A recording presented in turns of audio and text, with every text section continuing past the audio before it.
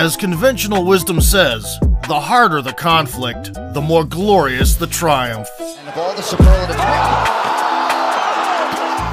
you'll struggle to find better examples of mutual hatred with spectacular resolution than MMA can offer.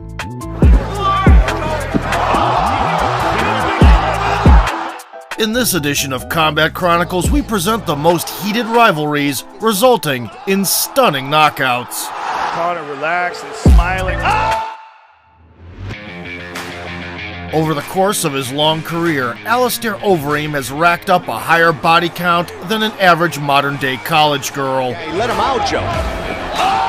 At the same time, he's also been on the receiving end of concussive damage more than once. Get a matchup with him. Got him! However, ahead of UFC 156, with a title shot at stake, the Dutchman had a lot going for him. He was riding high with a 6-year-long unbeaten streak of 12 matches. Oh, jumping knee from Overeem. Standing guillotine. Oh, it's over. It's good night, Overeem. In addition, he managed to capture the belt in K1, How do you get up? It's over.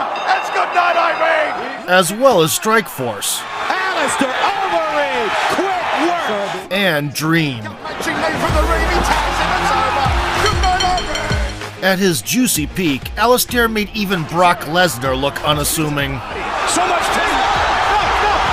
No. It is all. The Ream's only misstep was the recently failed doping test, forcing him to reconfirm the #1 contender status. The one selected for this purpose was Antonio Bigfoot Silva. He's one big, huge walking target, and I'm pretty good at striking, and he's just going to be a number on my list, a statistic. But after shockingly upsetting Fedor and beating Travis Brown to a pulp, And Brown might be out. Antonio Bigfoot Silva. Silva was eager to place another gem onto his gauntlet. Overeem poked fun at Bigfoot's clumsiness in the lead-up and called the Brazilian just another number on his record. Silva took that personally and entered the cage looking for revenge as much as victory. The Ream against Bigfoot. The first 2 rounds were dictated by Overeem. He was significantly faster and much more free-flowing. Oh, nice slip. Still, Alistair's oozing self-confidence came at a cost in the third. Battle continue. Oh, Bigfoot's landing some shots. Tension late in the second. And now Silva's starting to tee up. He uppercuts. He's trying to finish the fight. Antonio would have loved the party to go on a little longer. An astounding dismantling of the Demolition Man at the hands of monstrous Bigfoot proved once again, stay away when the big boys are going at it. Knockout by Bigfoot Silva.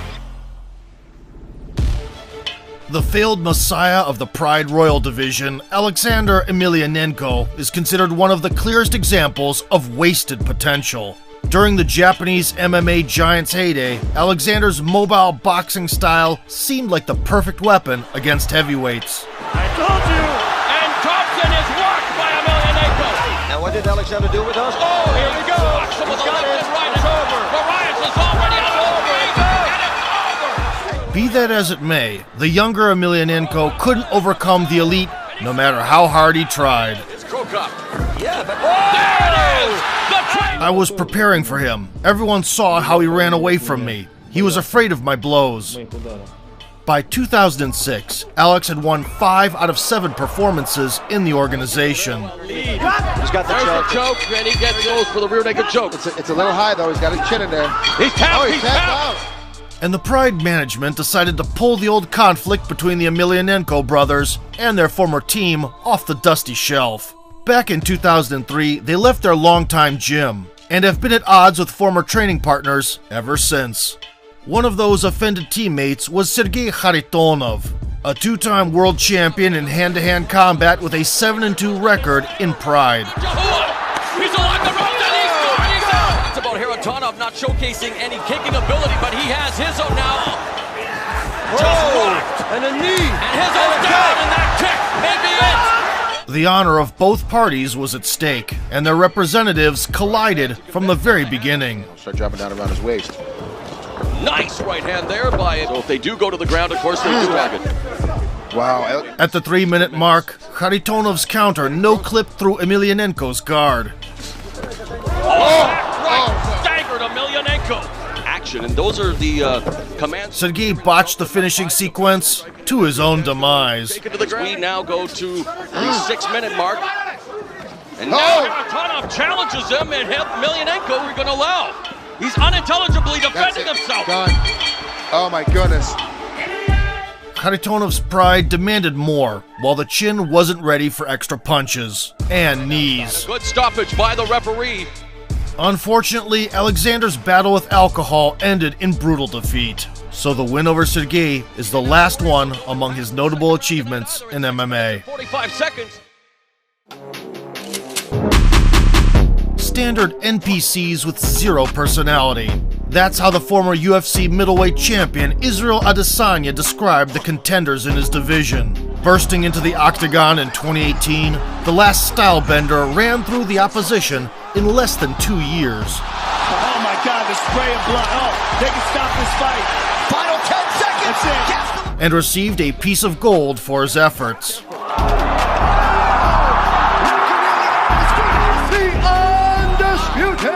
Izzy kept the same energy on the mic as well. Well, you know who I am now. Always a pleasure to talk to, he made the fans want to keep an eye on everything happening around him. But the lackluster performance versus Yoel Romero made him a target of relentless criticism. Hello, darkness, my old friend. The loudest of those condemning voices belonged to the Brazilian genetic freak and a secret juice ambassador, Paulo Costa. He just run. I will make he cry. Do you know who's next? I got this overly inflated balloon animal. This hairy Ricky Martin wannabe. Undefeated at that point, the Eraser won all his 5 UFC bouts, releasing the judges from their duties in 4 of them. The fact that Romero, whom he'd beaten about prior, received a title shot out of order infuriated Costa even more. It's 175. Paulo Costa is. As soon as the horn sounded, the Brazilian powerhouse turned the antics up a notch. Still, Sir Kix-a-Lot wasn't bothered, and following an 8-minute-long leg-chopping session, Adesanya super efficient. fired up top. Having ruined the rival's spirit, Adesanya added an aesthetic element with a chef's kiss. Again. Knockdown for Adesanya! Concentrate move! That is it! Still undisputed! Costa's ambitious plans came crashing down, resulting in the champion's visible satisfaction. 2 years later, Alex Pereira would avenge his compatriot and provide Stylebender with an out-of-body experience. Here to go. Trying to close. Go.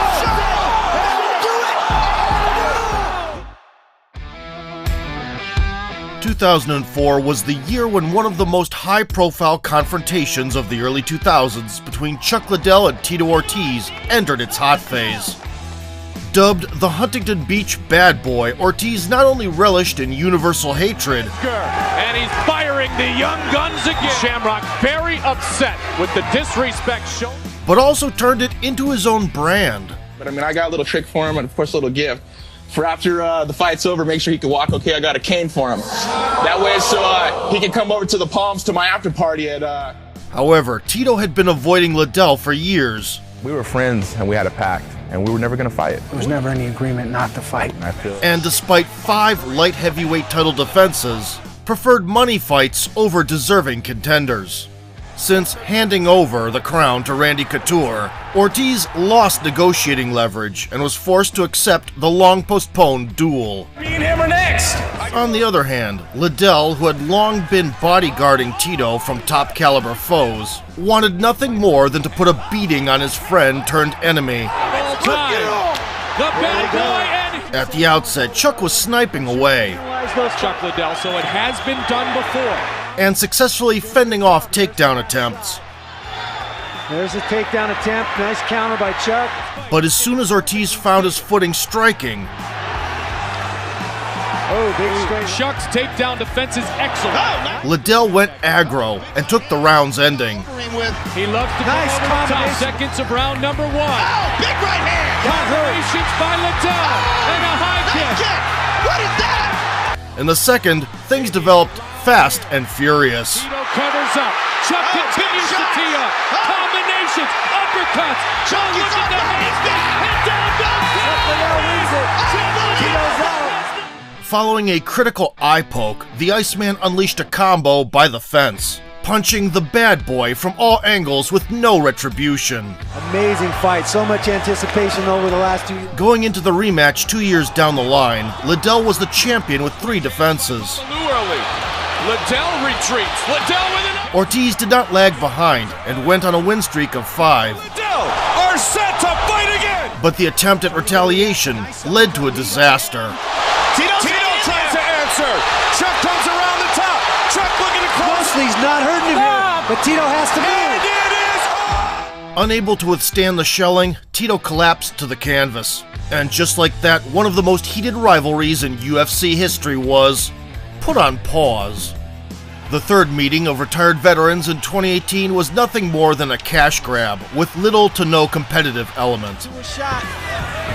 We just commit. Oh, there Ortiz takes the right hand. Liddell's down, and Liddell is out! Not everyone is born a villain. That would be too mundane. What's interesting, though, is watching a hero develop scrupulous traits during his journey. Case in point, the metamorphosis of Colby Covington, former Mr. Nice Guy. An all-American wrestler on a winning streak, Colby used to show respect and sportsmanship to opponents. Grinding pace. Yet, due to his uncatchy fighting style, in 2017 he was on the verge of being fired and was forced to embrace the dark side of promotional strategies. I should have knocked him out. Brazil, you're a dog. All you filthy animals suck. Having turned his mouth into an assault weapon, Covington captured the welterweight interim belt before outpacing the aging Robbie Lawler. Not unlike Lawler. Nice combination from Covington. Nevertheless, the opportunity to compete for the real King of the Mountain title presented itself only at the end of 2019, with Kamaru Usman occupying the top of the division. 4 years had passed since the Nigerian Nightmare conquered the Ultimate Fighter, and his flawless streak of 14 culminated in a merciless deposition of Tyron Woodley. Down, nothing doing.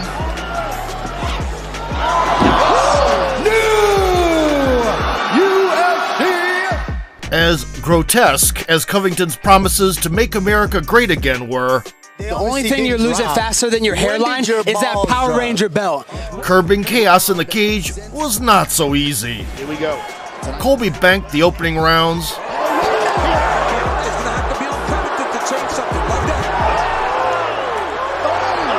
albeit at the cost of his jaw. I think I broke my jaw. Leading up to the final stretch, the initiative got passed around more often than a blunt among Snoop Dogg's crew, resulting in a firework culmination of this barn burner.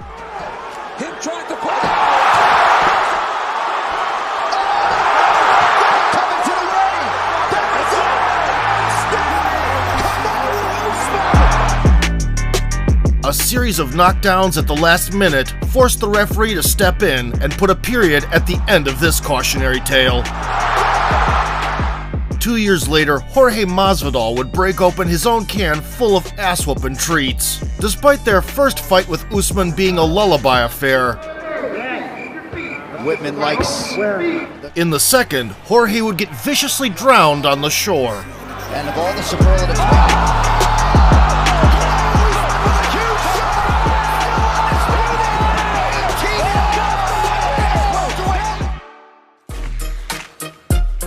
The conflict between Garbrandt and Dillashaw is nothing more than an episode of TJ's confrontation with his former teammates, who got angry when he switched gyms. However, the bantamweight king at the time was so eager to render the traitor senseless, as if Dillashaw had insulted him personally. You can do all the conditioning in the world with your new coach. You can't condition that fucking chin of yours. Cody took it further, releasing a video of their sparring session where he drops TJ. and leaked Dillashaw's sketchy practices as the CEO of EPO, but clearly didn't think those accusations through. Funny, you're the one that showed everyone how to do it on Team Alpha Male. Still undefeated, Garbrandt had 4 knockouts and 6 triumphant UFC performances. We're going to see a sprint to the finish. Oh, he hurt him! He hurt him! The last of them being a thorough deconstruction of the champion, Dominic Cruz. Boy, Dillashaw, who'd lost the crown to Cruz a year before, came back with 2 dominant victories. Oh, nice counter right hand there by TJ. In addition, TJ's team on The Ultimate Fighter beat the Team Alpha Male squad, which only added fuel to the flame of hatred. When these two finally went mano-a-mano, it could have easily been over in the first, after Cody landed a bomb. You have that same fighter's Big knockdown for Cody! There's the horn to end round 1. Right hand drops the bag. But in the second, the champion's overconfidence came to bite him.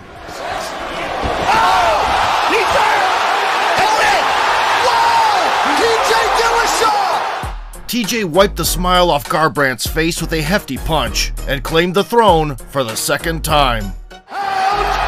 Even still, Cody's obsession with revenge made him demand an instant rematch, which he was granted. It's a lot tighter in there. Another right hand. Garbrandt nearly out on his feet. Big right hand. In a world of trouble. Big knee. Oh, that's it. TJ Dillashaw has got it. TJ implemented small adjustments into his game, and his former buddy got no love. Known for being a really tough kid, Nick Diaz, where I come from, you know, people like that get slapped, made it really far in MMA. In the early 2000s, he was considered a ground game virtuoso. Moreover, as his boxing skill progressed, Nick would get the job done on the feet as well. Scraping the body. They're gone. They're absolutely wide. Down goes Zaromsky. The first real test came in 2004 in the face of dangerous power puncher Robbie Lawler. In a duel where Stockton's favorite son introduced the world to the art of psychological warfare, Taunting him a bit. Maybe that hip injury to Pete Spratt. Diaz right hand. stalking and taunting, Nick channeled the energy of the violent 209 streets. Lawler trying to swing for the fence. And again, that could be because he's got experience. Right when I said combination. Diaz instigating Robbie to rush in, Diaz met him with a short right hook that sliced through the non-existent defense of the rabid Lawler. The right hook, bang! In the exchange! One of the most prominent clashes in Nick's career was the one with former UFC champion Frank Shamrock. Pre-fight trash talk didn't help Frank in the cage, though. I'm like Frank Shamrock with better boxing. I'm gonna walk right through that and punch a hole in his head. He slaps like a girl. To the deafening roar of the crowd, Nick sent Shamrock straight into retirement with a flurry of brutal body shots. Moving in. The living legend goes down, continuing, and it's over. Wow. To his credit, Diaz helped the veteran up, saying, "Come on, man, people are watching. You're the legend." That's why I love the sport. Another eternal classic is the action-packed title scrap with Paul Daly, which took place in 2011. The scandalous Brit who'd got cut from the UFC for punching after the bell unleashed his signature left hook right away. And he comes back down. Oh! And down goes. And here they go. Coming back from the depths of hell halfway through the first round, Nick kept up the ragged pace and broke the enemy at the end. Oh, a beautiful uppercut, looping right hand. Daly falling, is in trouble. 11 sound, and it's over. The Brit was brawl with all his heart and blew up his shot in the locker for the belt anyway. He got those hands down. He was able to hurt him with that And short he still right tasted it, punch. though. John Jones is one of those fighters who have become victims of their own invulnerability. Unable to control his dark impulses, he would make the octagon seem like a purgatory. Bones' wild and violent nature would break out on occasion. And then the mask was on again. Although John's 8th title defense versus Daniel Cormier resulted in a clear decision win for the champ, And he got him down again at the end. Look at this. Goes the distance.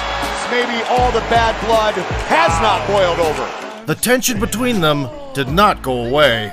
Hey, pussy, are you still there? Leading up to their rematch in 2017, a lot had changed. Jones, who had lost the belt due to legal problems and a doping scandal, was now a contender. At the same time, the 38-year-old Olympian managed to capture the vacant strap, traveling to hell and back against Rumble Johnson. It's all over! 2 successful defenses only solidified his position. Before the sequel, DC promised to break bones. You're like a crackhead with a suit on. I could look like a crackhead with a suit on, but I've never been a crackhead like you don't. Jones openly questioned the successor's legitimacy and was going to fulfill the prophecy made 2 years prior. Been able to pick out some pretty good tendencies that he has that I will exploit against him. So don't think you're going to kick me in the head with your left leg. Cormier kept the pressure on the MMA wonderkind for 2 rounds. Second one. DC's seeing everything as well. He caught him. But couldn't escape destiny. Hard time reaching John. Oh, John landed a high kick. He's hurt. Jones trying to press the issue. That's it. He's out. He's out. Jones has done it. Unfortunately, Jones's return to the mountaintop was overshadowed by another doping violation. Despite the bout being declared a no contest, Jones proved that he could come back after a long hiatus and still put on one of the greatest performances in MMA history. Time reaching John. With more retirements than title defenses, Who the fuck is that guy? Conor McGregor was destined to be viral with engaging storylines for the media. When you sign to fight me, it's a celebration. You ring back home, you ring your wife. Baby, we done it. We're rich, baby. Conor McGregor made us rich. Break out the red panties. He was shockingly accurate predicting the outcomes of his fights. I said 2 minutes, I meant 2 rounds. And conquered hearts with charisma and hefty fists. Now, Mark is attacked. Looking at this is why everyone's been talking about Conor McGregor. It's all over. Brandon looks hurt. This could be the end. This could be an early stoppage. The Irishman's first test was the 145-pound showdown against Dustin Poirier in 2014. Poirier may have been considered an elite grappler by featherweight standards. Oh, Poirier got him there nicely. Bar at the same time, he's going to break his arm. It is all over. As well as a heavy hitter. Oh, big uppercut there for Poirier. Oh, Coruscant's in a world of pain here. Still, in a verbal confrontation, McGregor was head and shoulders above. If Conor could fight half as good as he can speak, you know, I think it would be. Every single contest he gets in, he hits one knee. He does a gust of wind and he does the chicken dance. You know what I mean? The Notorious did not disappoint when push came to shove. Guided by the images he saw in his crystal ball, Mystic Mac put Poirier to sleep in the middle of the first round. Hands at his hips. Having a conversation. Looking to finish the fight. That's it is all over. Just like that. Wow. The subsequent clashes with Chad Mendes. Conor, do you know what wrestling is? I can rest my balls on your forehead. Yeah, I know. And Eddie Alvarez. Sorry I'm late, I just don't give a fuck! Are the stuff of legend. Finish him here. It's all over. Loose, getting better here in this round, though. Oh, man. Until that. Oh, he's done. He's done. It is over. And the year-long promotional campaign preceding the unification bout with Jose Aldo in 2015 was peak TV drama. Otario, Otario! You know what that means? Pussy. With a historic 13-second long finale. Relax and smiling. Oh! Just slapped him! Like that! Conor McGregor is the new UFC featherweight champion of the world! Meanwhile, following a bunch of heinous incidents, Conor finally ran out of steam. Going into the Poirier Dilogy, the Irishman tried to ditch the heel gimmick. But in January of 2021, McGregor was facing one of the craftiest boxers at lightweight, rather than a wild slugger, which was on full display in the sequel. Now a right hand. Oh, he's hurt. He's got to go back to the count. Oh, big left and now a right. Oh my God. That's the ball. No doubt. Charles Crazy Horse Bennett was never the quiet type. He grew famous back in Pride days, where his knack for showmanship came in handy. Very charismatic look. He's not even listening to the ref. There's no doubt about it, Crazy. He's gonna jump up. Oh, nice trick. Bennett's conflict with Wanderlei Silva especially stands out. Following a winning performance in 2005, An armbar here now by Charles Bennett, and Charles got into a scuffle backstage with the opponent's cornerman. However, wrapping him up in a triangle was not enough to put down the Crazy Horse. Dead set to leave with at least one scalp, he suddenly attacked Wanderlei. Taken by surprise by a sucker punch, Silva was out instantly. He suddenly turned around and punched me, hit me right on the chin. I remember sitting on the bench and asking the coach, "What happened?" He says, "This guy just knocked you out." In the aftermath, Bennett barely escaped being jumped by the Brazilians. This brings us to the year 2016, when the Japanese promotion Rizin capitalized on the story to set up a clash with Wanderlei student Minoru Kimura. Kimura is best known for his title run in the K1 ring. Yeah, before, but he's But the reckless decision to avenge the mentor in MMA turned into a 7-second fiasco. I am stoked for this fight. Here we go. Oh, that's it right there. In the front of the arm. That's it. The fight is over. Here's the Wanderlei. He's got it.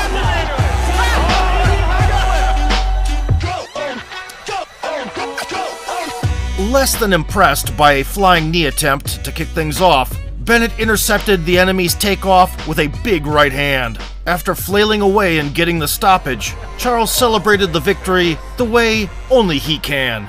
Every time your big, steroid-head ass see me, I'm a nigger, and I run fast.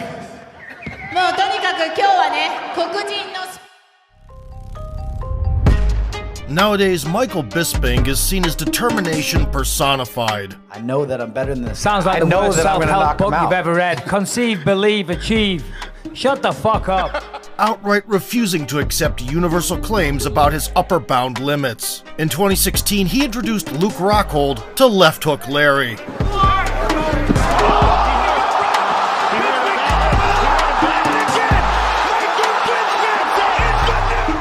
That victory instantly turned the Count into a fan favorite. Thanks, Luke. And yet, just a decade prior, the glib-tongued Brit's bad guy persona was working so well that beating him could transform anyone into a folk hero. Michael Bisping defeats Jorge Rivera! Although it did not prevent the 17-1 Bisping from quickly ascending towards the top. UFC 100 was planned as the last intermediary stop. Former two-weight Pride champion Dan Henderson lost both of his UFC title shots. And this main event of the evening. But got back on track with a couple of victories. Good right uppercut. Took a big shot right there. The 9th season of The Ultimate Fighter, where they coached the US and British teams respectively, became a point of no return. The Englishman sabotaged interaction attempts, and too often overwhelmed the opponent's computing powers with complicated babbling. Hey. What the you do that for? Had the water, saw him, squeezed my hand, and he got squirted in the face.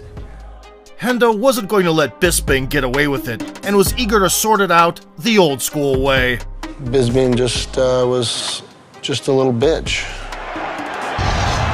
Taking the necessary time and holding back the H-bomb, Dan programmed Michael to circulate to his left. In the second frame, the wait was over, and Henderson produced the best knockout of 2009. That's all! He's down! And it is all over! Out of nowhere, Hendo shut the British trash talker's lights out with the most explosive blast since the Big Bang. Boom! Separates him from his senses, and this right here is revenge. In their rematch for the belt 7 years later, Stays right here, pal.